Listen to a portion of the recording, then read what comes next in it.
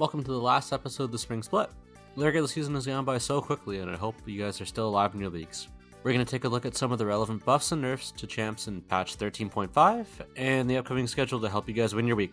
Ashe has been dominating pick ban phases across pro play, with an 89% presence across the top 4 leagues in patch 13.4. She's an absolute nightmare to play against with an annoying lane phase and the ability to spam out her ultimate to lift her picks. She's getting 2 nerfs towards her support style of play, but nerfs to the base damage out of her W and a cooldown increase on her ultimate. These nerfs are definitely a step in the right direction. A 20-second nerf is impactful, and with how often Ashe spams her W in lane phase, shaving 10 damage off can add up across the lane phase. I doubt this completely takes her out of the support meta, and she's likely going to stick around until Riot gets more drastic with their nerfs. But they've shown that they want to keep Ashe around as a viable ADC, so they're likely going to still try and hit Ashe with smaller nerfs in the coming patches. For Aurelion Sol, they've nerfed the burst proc AP ratio. I don't know how much this is going to impact him, but I'm going to guess that this won't affect him that much. For the Azir changes, there's a lot to read here, so here's the SparkNose version. They've made his turret pretty strong now, they've nerfed his lane phase and altered his build path by incentivizing attack speed, so now Nashor's is likely to be built on him. I'd assume you can't blind pick him anymore for fear of getting stomped in the early game, so I'd treat him as a riskier pick compared to other champs, but he's probably still going to be relevant. For Kate, they hit her with a super small nerf to her base armor and base AD. It's too small of a change to change the priority. Kate's probably still going to be banned and picked quite often. For LeBlanc, they've given her a quality life change where now the Q restores mana if she kills the unit with the Q or with the next ability, and now her Q does more damage to minions. This makes LeBlanc a lot easier to play and easier to wave with, and honestly I can see her being picked up a little more than she already is, just because mid lane is pretty open right now. For Xayah, they nerfed her E base damage and cooldown. It's 5 damage off her base damage, which can add up, but she's still probably going to be picked as much as she was last patch. Top lane's fairly standard, but the main difference between the LCS and the rest of the world is the reliance on tanks, rather than fighters like Jax and Jace. Any champ highlighted in green was picked a minimum of 3 times last week in the LCS, so if you'd like to play it safe, Sion, Renekton, and Cassante have had the highest pick rates last patch, so I'd recommend one of those to start. Gragas is a decent option, and he's picked a fair amount, but just be aware that he's a flex pick between both jungle and mid, so there's no guarantee that he's going to be played top. Cho'Gath has been rising in priority this patch, and is also a very relevant option. The 2 best options are still Sejuani and Vi, but the jungle pool is evened out compared to earlier in the patch. Lee Sin's rising in priority and is the second most picked in the other 3 regions, and Viego weirdly enough has popped up in LCS drafts, being picked up 6 times. I'd say S tier picks going into the final week are still going to be Vi and Sejuani, but Lee Sin and Viego can be chosen if your jungler has shown multiple games on them. Mid lane is still random as ever. You'll see that Aurelion Sol leads the way with 6 picks in patch 13.4, but was only picked once last week in LCS, and doesn't really feature in any of the leagues.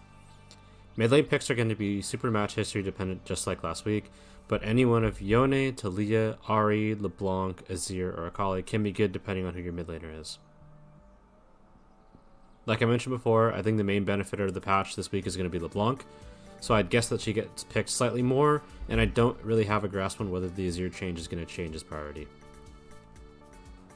Varus, Zeri, Xayah, and Aphelios are the main options going forward. The bans in the last 2 weeks showed a trend of banning at the top tier ADCs in Varus and Zeri, which is why you're going to see more Xayah and Aphelios at the moment. I'd highly recommend pairing Xayah with Rakan and Aphelios with Thresh if you have bot laners on the same team. And Lucian has fallen out of the favor, so I'd advise you to stay away from him from now on. I'd say Rakan and Thresh make up a S tier of support picks, while Lulu and Karma are also decent options depending on what ADC paired with the support has been planned. Similar to what I said before, because Zeri is being banned out a little more now in the LCS, you should treat Lulu as a bit of a riskier pick, even though she isn't the one being banned, because if Zeri doesn't get through the first ban phase, the odds of a team picking Lulu aren't that high, as there's other better supports to pair with one of Xayah or Aphelios. Looking towards the Phase 1 bans of last week, you should be looking to avoid Ashe, Caitlyn, Annie, and Elise, while being a little wary of Varus, Zeri, and Vi. Looking towards next week's schedule, I'd be slightly worried about FlyQuest players. FlyQuest are going into next week with some pretty shaky form, and have a pretty tough schedule with games against C9, Golden Guardians, and TSM. I'd still pick them to finish around 2-1, but they probably don't have a 3-0 week in them, and no team in that week is a free win. C9 is self-explanatory and have won 4 of their last 4 games. Golden Guardians are one of the hottest teams in the middle part of the split, and TSM are the ones that gave FlyQuest their first loss this season. I doubt that there's a player on the waiver wire that would be good enough to warrant dropping a FlyQuest player. But if I were playing in the final and had multiple FlyQuest players, I'd consider either using a riskier pick ban strategy, or maybe to drop the worst player if there's a decent option on the waiver wire. I consider TL players because they have a much easier schedule by comparison, and have been playing a little bit better as of late. Thanks for watching, and hopefully you guys have enjoyed the series.